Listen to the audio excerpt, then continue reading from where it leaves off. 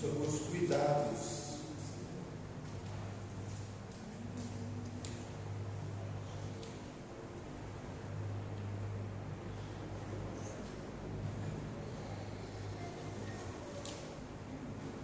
Os cuidados com o ministério. Revista número 9. É isso aí? Ok. E nós vamos iniciar a carta de Paulo a Timóteo, capítulo 1 e capítulo 2.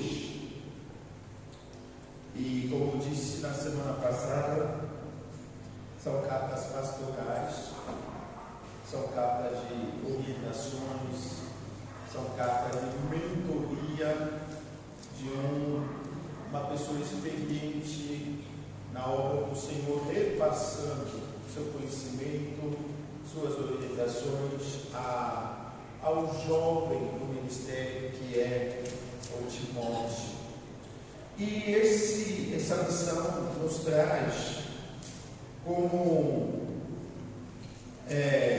dinâmica a questão dos cuidados com o ministério, e aqui é o ministério pastoral.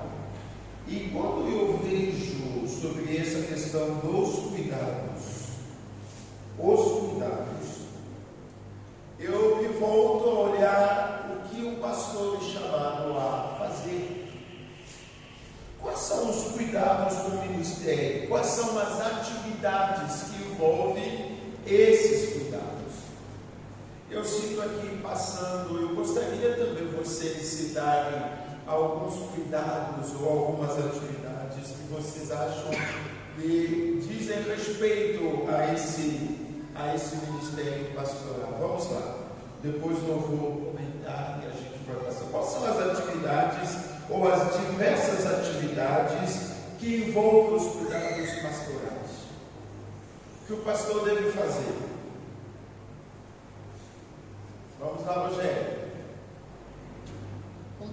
Conduzir o rebanho. Conduzir o rebanho, isso também é um cuidado pastoral. O pastor é chamado a conduzir.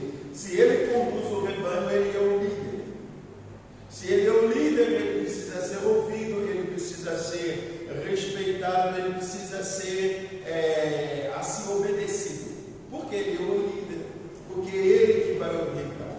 Existe um erro muito grande, muitas vezes, quando nós não reconhecemos assim, a liderança pastoral, tanto quanto na nossa vida, como também na vida da igreja.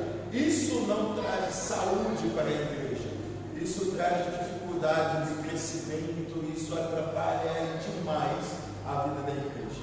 Então, o pastor que conduz as ovelhas, o pastor, ele é o líder. Então, essa liderança precisa ser reconhecida, precisa ser honrada, precisa ser respeitada. E essa relação que nós já falamos sobre os tratamentos da semana passada vai fazer com que pastor, ovelhas tenham uma vida de crescimento. Todo mundo vai avançar, todo mundo vai crescer. Vamos lá, mas os cuidados que você tem na mente. Alimentar as ovelhas é da responsabilidade do pastor. Se ele alimenta, ele precisa preparar o alimento. Qualquer mamãe que faz comida sabe que a comida não se joga em cima da mesa, a comida se prepara. Eu preciso preparar a comida. Então, na preparação da comida, o pastor às vezes ele vai dormir tarde. Por isso nós falamos sobre a questão da amplitude do ministério. Existe uma questão de muitas tarefas que ele é chamado a fazer. Tanto que é preciso eu suplico a igreja, eu peço encarecidamente que vocês tenham empatia, que vocês tenham compreensão, porque existe a amplitude envolvendo o ministério, que nem sempre o pastor vai ser na hora certa, no momento certo. Nem sempre ele vai responder na sua mensagem naquela hora que você mandou a mensagem. Então aí você não fica de mal, porque talvez ele está ocupado em alguma coisa, ele está dando aula, ele está orando, ele está numa reunião, ele está no trânsito, ele está fazendo alguma coisa que naquele momento ele não chegou a corresponder. Isso é importante que a igreja tenha essa sensibilidade. Por exemplo, ontem nós estávamos em casa, mas era o aniversário da minha esposa, mas também era o aniversário da irmã Deusa, também era uma visita lá na casa da irmã Leni, não é? Então tem muitas coisas que você percebe que é preciso ser feito no mesmo dia. Mas tinha visita lá na minha casa, mas eu tinha que estudar, preparar o que eu vou falar no domingo de manhã, domingo à noite. Então tudo isso envolve. Aí o que acontece? Termina, eu volto para casa. Quando eu chego em casa, o que eu vou fazer? Vou sentar na mesa para estudar de novo. E aí eu vou dormir que hora? 2h30, 3 da manhã. Porque precisa preparar a comida. Não podemos entregar o alimento sem que seja preparado. E precisa o sal, a quantidade certa. Precisa o óleo da quantidade certa, para que não haja muito colesterol na vida dos irmãos. Precisa cuidar. O irmão infartou porque a mensagem foi. Oh, meu Jesus. Então tudo isso é importante. Por isso, a preparação, o estudo da palavra de Deus antes de pregar, antes de ensinar, o pastor precisa estudar. Precisa estudar. Rodrigo, o pastor precisa estudar muito. Existe a questão da multidisciplinaridade dentro dos ministérios. O pastor, às vezes ele é pastor, mas às vezes ele é psicólogo também. O pastor é pastor, psicólogo, ele é pai, ele às vezes, quando ele é o mentor,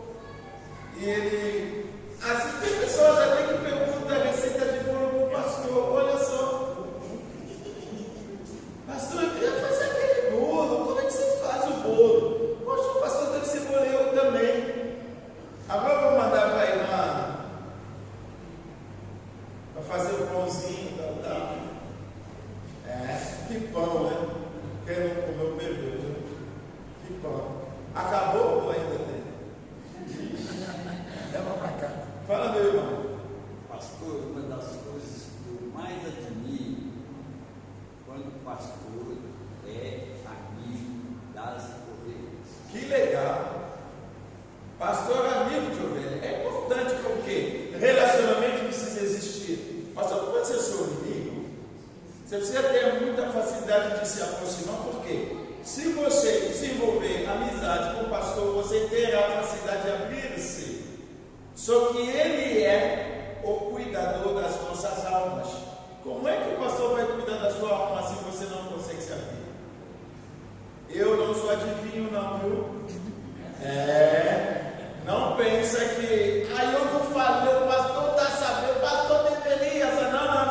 Eu só sei das coisas que as pessoas me falam e das coisas que Deus me revela. E se Ele não me dá permissão de falar, eu não vou falar. Ele pode me revelar alguma coisa, Ele pode falar no meu íntimo sobre alguém. Se Ele não me disser falar sobre, eu não vou falar. Isso eu sei. Mas se você está doente, o fulano de tal precisa de visita. Se você não falar, o pastor não vai saber. Se ele não sabe, ele não pode fazer milagres. E por isso é importante essa amizade, porque estreita a vivência e facilita a comunicação. Fala, meu irmão. Eu já te falei aí fora. Eu te admiro porque é uma pessoa que não é cansativa. Não é cansativo. Então fala ao meu coração porque não é cansativo. Agora, nós tivemos aqui bem distante dessa época, um pastor que veio aqui para fazer o teste, para ser pastor. Ele ficou 2 horas pregando. Ele me enjoou, sinceramente falando. É o pai do Júlio, como é que chama? Eu esqueci o nome dele. O pai do Júlio, como é chamado?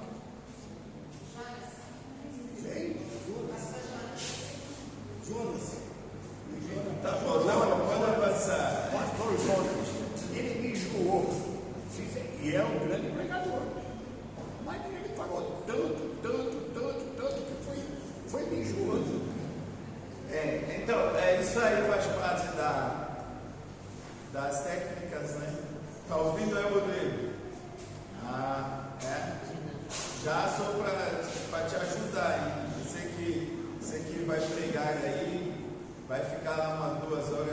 está indo embora.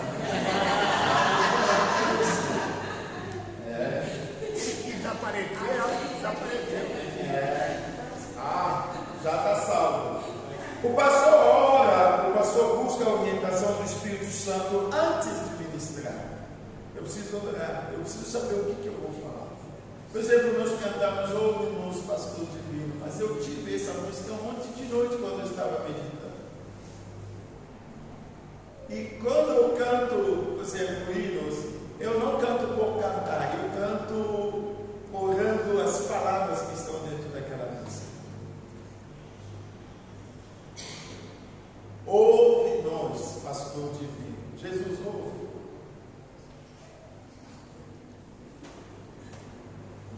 O irmão falou sobre relacionamento, amizade, né? Relacionamento, mas também aquele relacionamento forte com Deus, mantendo a nossa integridade diante do Senhor. Servir a comunidade, cuidar das necessidades espirituais, as necessidades físicas, manter aquela comunicação aberta, comunicação honesta. Eu não gosto de fofocas. Eu não gosto. Eu não gosto. Qualquer coisa que você tiver que falar, chegue e fale comigo. Você vê alguma coisa errada, até na vida da igreja, não vai falar na rua, não vai falar em casa, não vai comentar na reunião de família. Fale com a pessoa certa, o seu pastor. Porque muitas vezes as coisas que vêm até aqui, vêm aqui e morrem aqui. Acabou. A gente busca tratar, busca a orientação e Deus nos ajuda. Mas quando a gente não sabe lidar com essa questão de comunicação, às vezes fere. Porque existem coisas que são coisas certas, mas que não estão ainda no momento de ser divulgado, ou de ser publicado, ou de ser falado. É importante a gente entender isso. Então eu vou lá na casa do irmão Silvano, ele me confidencia alguma coisa, fica entre eu e ele. Quando chega a hora para falar, às vezes ele vai ficar em paz e dizer, poxa, chegou o momento certo. É muito importante a gente entender, porque nós lidamos com pessoas. As pessoas se ferem pelas palavras. O que você está falando, isso está ajudando, está abençoando, ou está ferindo, ou está deixando a pessoa magoada? Uma das coisas que nós temos que trabalhar muito é não deixar raiz de amargura no nosso meio e também não magoar as pessoas. Ter a facilidade de pedir perdão, de se retratar.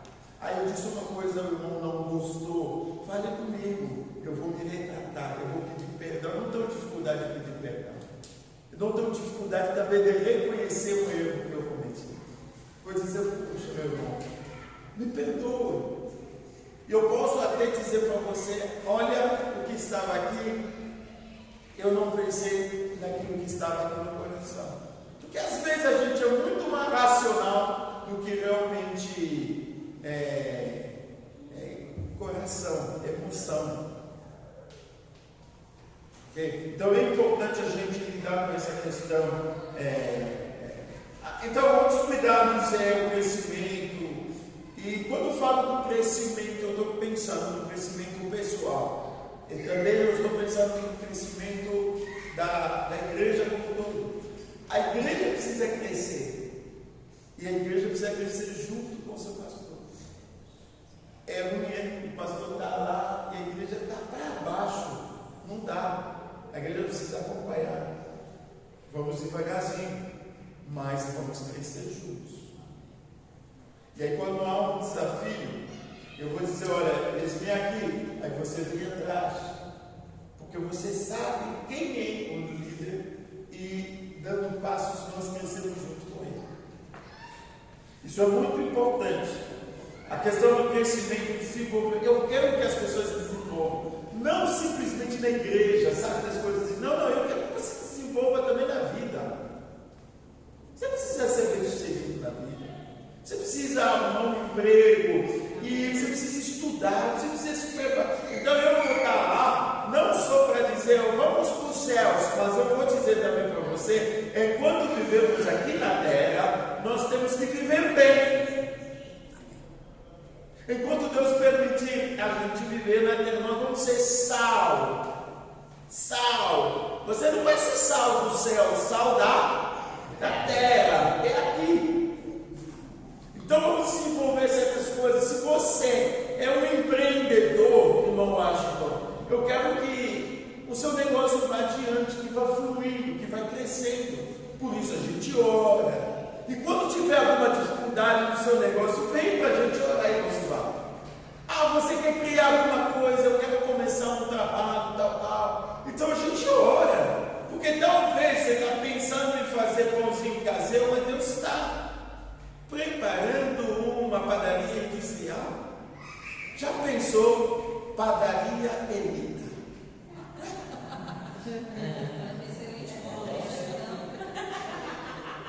Ok? Então, o que eu quero dizer aqui? Eu estou dizendo que a gente vai crescer. Você não pode negar o crescimento, porque o crescimento é algo da natureza. Você precisa ser do ponto A para o ponto B. E o pastor existe para ajudar nesse processo. Às vezes eu vou conversar com seu filho que não quer faculdade, eu vou conversar. Vou dizer, menino, você precisa se formar. Não, mas isso não tem nada a ver com a Bíblia, mas tem a ver com os cuidados do ministério pastoral. Às vezes ele é um pai, às vezes ele é também um filho. Para alguns, vocês vão tratar até o pastor como um filho. Para outros, ele vai ser amigo, ele vai ser o pai, ele vai realizar um monte de coisas justamente para ajudar no crescimento. O pastor, nos seus cuidados, tem também a questão da postura, de humildade, de amor, de dedicação. Ele vai servir, mas ele precisa servir com muito amor. Vocês lembram do texto de Hebreus, né? Ele não pode fazer a obra de Deus como gemendo. Isso não vai ser proveitoso para a igreja. Ele precisa fazer a obra com alegria, espontaneamente, com vontade. Ele precisa vibrar, ele precisa estar feliz. E nós participamos com tudo isso. Primeiro tópico que eu quero conversar com vocês é sobre a preocupação do ministro. A própria introdução, versículo 1 até o versículo 2. Eu vou ser rápido, porque eu vou finalizar hoje às 11 horas em ponto. Naquele relógio? Não. Aquele relógio está por fora. Estou seguindo o meu. Aquele ali está parado. Desde que eu falei, parece que é o seu relógio. Rodrigo, vê aqui se você deu um jeito. Tem que dar a capinha no relógio para funcionar? Isso. Ok, vamos lá. Quem pode ler para nós 2 Timóteo, capítulo 1, versículo 1 ao versículo 2? 1 Timóteo? 2 Timóteo 1 e 2. O apóstolo.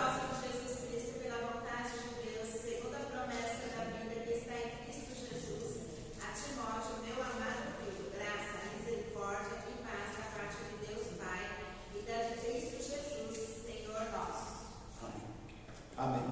Nós temos essas palavras introdutórias, né? Paulo se apresentando. Aqui eu quero falar de 3 coisas rapidamente. Primeiro, os credenciais. Quando nós falamos do credencial, o que nós estamos pensando? Nós estamos pensando num documento que identifica e confere autoridade. Por que você faz isso? Porque eu tenho credencial para fazer isso. Então Paulo diz que eu sou Paulo, apóstolo do Senhor Jesus. Ele está se apresentando, qual a minha identidade? No que eu sou chamado a fazer? Então ele tem autoridade, inclusive nas falas que viriam depois, ele tem a autoridade de falar com Timóteo sobre essas questões. Quem possui credencial terá em algumas áreas que são áreas restritas. Eu não posso chegar, por exemplo, no aeroporto e, olha, aonde as pessoas estão saindo, se você for para entrar no desembarque, você verá, desembarque, eu estou esperando meu primo, está chegando. Ah, demorou para chegar, deixa eu ir lá dentro para ver se ele chegou. Eles vão liberar você entrar? Sabe por quê? Você não tem o credencial. Você não tem autoridade para chegar até aqui. Você não tem a permissão. Então você fica lá, só espera. O que envolve o ministério é que o ministério exige que você saiba quem é você e no que Deus te chamou. Lembra da história de 7 filhos de Seva no livro de Atos? Eles resolvem expulsar demônios em nome de Jesus que Paulo prega. Eles conhecem um pouco sobre o que Paulo faz. Paulo chega, expulsa demônio, em nome de Jesus sai, o demônio vai embora. Então 7 filhos de Seva chegam lá numa pessoa endemoniada e diz assim: em nome de Jesus que Paulo prega, saia. O que aconteceu? Nada. Mas aconteceu mais alguma coisa. Sura neles. Já pensou os demônios baterem na gente?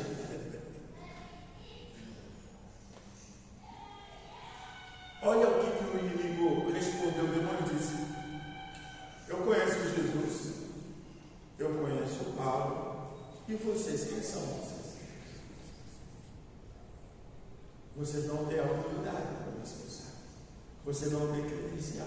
Então Paulo está mostrando essa questão que é importante. Nós precisamos entender que o pastor tem um credencial, ele tem a autoridade espiritual, ele tem um acesso em muitos lugares, e eu estou falando de uma questão espiritual que talvez eu não consiga. Não é que ele seja especial, não, mas ele foi escolhido para isso. É importante, Paulo demonstra essa questão. Segunda coisa, Paulo tem a plena convicção da sua missão. Ele sabe o porquê, ele sabe da sua missão. O que Deus espera de você? Gente, vindo para cá, Deus tem uma missão. Ele tem uma missão que nós temos de cumprir aqui nesse lugar. Esta missão a gente está buscando, orando, clamando a Deus. Portanto, essa semana, não é? A partir de amanhã, convido a todos vocês, às 8 horas. Vem aqui, é 8, né? 8? 20 horas. 20 horas. Eu acho que deveria estar muito tarde aí, não está não? 20 horas. Não, eu acho que é razoável, porque pega uma pessoa que vem do serviço e tal, tá? Não sei. Mas é uma coisa rápida, né? Não vai ser de 2 horas de pregação, não. O pastor Jonas era muito bom pastor. Te digo uma coisa, ele era bom pastor, mas ele tem que ficar sabendo. Você que vai amanhã, 2 horas não. Na média, 50 horas, tá bom. Então vamos ter uma semana inteira de oração. Por quê? Porque nós temos que apresentar a Deus esse novo desafio. O pastor está chegando. É preciso que haja uma interação, casamento, pastor e a igreja. Isso não acontece de maneira automática. Não. Gente, eu sou pastor de igreja, eu sei o que acontece. Todo mundo ama o pastor quando ele vem. Todo mundo quer fazer bolo do pastor, todo mundo, o pastor é maravilhoso. Pastor, nos primeiros anos o pastor sempre vai ser isso. E aí depois? Eita, pastor chegou. Para que isso não aconteça, nós temos que buscar a Deus, para que Deus faça com que nós nos unamos, que sejamos sim uma só família, com muito amor, e desenvolvemos o que o Senhor tem para nós. É muito importante, ok? Por isso eu convido vocês, esteja aqui, porque nós vamos buscar a Deus, vamos pedir a Deus orientações sobre missão da igreja, o que Deus está esperando de nós. Deus já falou um pouquinho sobre essa igreja, me falou um pouquinho, não tudo. Então vamos começar a tratar aos poucos daquilo que o Senhor vem falando comigo. Tanto nas mensagens, no aconselhamento, na oração, porque Ele está fazendo alguma coisa. E terceiro, relacionamento de Paulo e Timóteo. Que relacionamento Paulo tem com Timóteo? Quando você vê o relacionamento de Paulo e Timóteo, ele chama Timóteo de filho amado. É um relacionamento de discipulado. Paulo é o discipulador do Timóteo. Vou correr. Qual é a grande exortação de Paulo a Timóteo? Paulo quer que Timóteo se mantenha firme e constante na obra. Esse é o meu desejo. É um desejo de Deus. Que você se mantenha firme e constante. Não só a firmeza de você estar com os 2 pés na obra, nos caminhos do Senhor, mas que você seja constante. A perseverança, a continuidade, e isso que vai trazer vitórias. Não é que você crente uma semana, 2 semanas você não vem à igreja, aí no terceiro você volta, você dificulta inclusive o seu próprio crescimento espiritual. Porque o alimento é café da manhã que não pode se tomar à noite. Você já viu alguém que toma café da manhã à noite? A hora do café, a hora do almoço é do almoço, a hora do jantar é do jantar. Agora, você quer jantar pela manhã? Seu baianense. O senhor baianense, ele coloca tudo pela manhã. Põe ovo, põe beiju, põe arroz, feijão. Pela manhã, tudo isso. Não, mas eu quero consistência. Não vai trabalhar. Vai ficar muito cheio e não vai ter como você ficar. Então, é complicado. Então, a vida cristã é assim. Ok? Então, algo precisa ser feito com muito compromisso. O que se faz, ou se deve fazer, o que Paulo estava fazendo, era investir espiritualmente na vida de Timóteo. Esse investimento espiritual, Paulo faz através do discipulado. Ele vai relembrar a convivência, os melhores momentos. Por isso Paulo diz para Timóteo que eu estou sentindo saudade de ir ter com você. Porque o relacionamento era tão saudável que Paulo, mesmo longe do Timóteo, sentia essa falta. A nossa responsabilidade, meu irmão, é poder transmitir os feitos de Deus para a próxima geração. Alguém precisa saber o que Deus fez anos atrás, o que Deus fez com a gente, o que Deus se propôs de fazer daqui em diante. O modelo que o texto bíblico aqui nos apresenta, quando você vai a partir do versículo 3 até o versículo 11, é o modelo de um discipulado que acontece no lar. O discipulado no lar. O Timóteo, ele foi cuidado no discipulado pela sua mãe e pela sua avó. Vocês estão me entendendo? Então, lá em casa, Timóteo, ele já ouvia a palavra de Deus. A mamãe falava, a vovó Loide também falava. Meu filho, porque vovó não chama filho, chama filho. Meu filho, vem aqui, filho, sempre meu filho. O filho vai sentar. Deus te ama. Olha a minha vida como foi. E ele fazia esse tipo de discipulado. E isso ajudou bastante a Timóteo a já construir dentro de si o modelo de um homem de Deus que ele vai se tornar depois. Aqui eu quero ressaltar uma coisa. Jesus disse: ide e fazer o quê? Discípulos. Se há algo que não se faz mais na vida dessa igreja, é o fazer discípulos. Nós não nos preocupamos com o discipulado. Discipulado, irmãos, é um processo de ensinar, é um processo de aprender com alguém que é mais experiente, com alguém mais sábio em uma determinada área. No caso da igreja, o discipulado é a prática de seguir, de aprender com seu líder espiritual, com seu pastor, com seu líder do ministério, com o objetivo de crescer espiritualmente, com o objetivo de desenvolver uma relação mais próxima de Deus. Isso é o discipulado.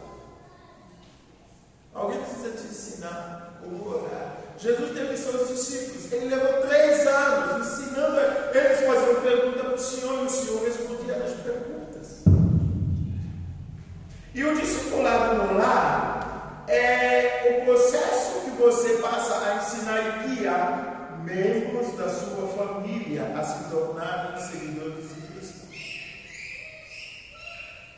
Será que nós temos feito isso nas nossas casas? Nós estamos ensinando netos, filhos, caminhos para seguir Cristo, que eles possam aprender, que eles possam crescer, que eles possam desenvolver o seu relacionamento com Deus. E essa questão do discipulado é muito importante. O que Timóteo ganha pelo discipulado de Paulo? Fortalecimento da sua fé. Timóteo ganha o quê? O suporte emocional. Se você tem alguém que discipula você ou que te acompanha, você vai se sentir emocionalmente equilibrado. O que Paulo dá para o Timóteo, traz para o Timóteo o crescimento espiritual. Ele consegue perceber que estou saindo daqui, eu estou evoluindo, porque existe discipulado. Eu quero encerrar aqui, tem muitas coisas para se falar sobre esses textos. Eu vou deixar para quem vai pegar domingo que vem a responsabilidade de. Vai ser ouvido? Ainda não está definido. Tá certo. E eu vou encerrar por aqui para respeitarmos o nosso tempo, né? E vamos começar a tentar até devolver o culto às 11 horas finalizar. Vamos tentar. É difícil, porque o primeiro dia que eu vim aqui ninguém me falou nada. Sabe o que aconteceu? Eu fui até meu dia. Eu encerro aqui, mas qual é a palavra que eu quero que você levar? Nós temos a relação Paulo-Timóteo, relação de discipulado. Mas que tipo de discipulado? A Bíblia nos apresenta discipulado no lar. É isso que nós não estamos fazendo. Você não faz discipulado no seu lar. Você não faz. Muitas das vezes nós queremos que nossos filhos sejam discipulados pelo pastor. Mas a Bíblia está dizendo que nós podemos discipular também os nossos filhos. Dá um exemplo. E aqui eu quero fechar com a palavra legado. Legado. Em inglês, legacy. O que é um legado? É o que você deixa quando você não estiver. No que seus filhos, seus netos vão lembrar de você? Pelas balinhas que você dava para eles? Ou eles vão lembrar de você pelo ensinamento, pelo caminho de Jesus, pela oração que você sempre vestiu na vida deles? Vamos colocar em pé?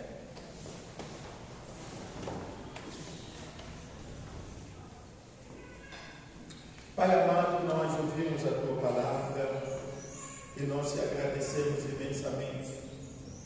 A Tua palavra vem nos desafiando para que nós aprendamos com a mãe do Timóteo e a avó do Timóteo, que investiram espiritualmente na vida do Timóteo, fazendo que se torne um homem de Deus que ele se torne depois.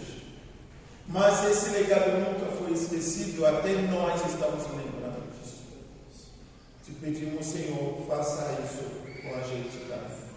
Nos dá disposição, nos dá inteligência, estratégia, nos dá um jeito de poder levar para dentro dos nossos lares a possibilidade de um discipulado, que nós possamos acompanhar os filhos, orar pelos filhos e caminhar na direção da Tua vontade. Abençoe o dia hoje, o nosso almoço, o culto logo à noite. E eu quero te pedir também que abençoe o Maia, o trabalho que vai ser feito hoje, a comunicação que eu farei. Me ajude, Senhor, e ajude a Tua igreja a entender esse processo do Senhor. nome de Jesus. Amém?